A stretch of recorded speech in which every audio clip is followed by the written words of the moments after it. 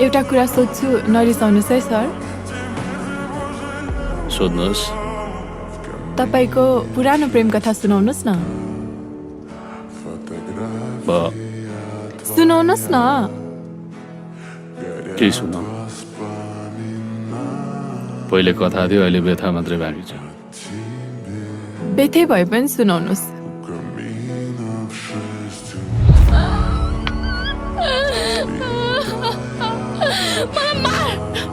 मलाई यही खोला फाल्दे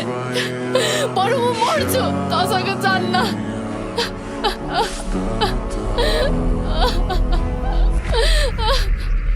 लान्छस् भने मेरो लास लैजा तर म तसँग जान्न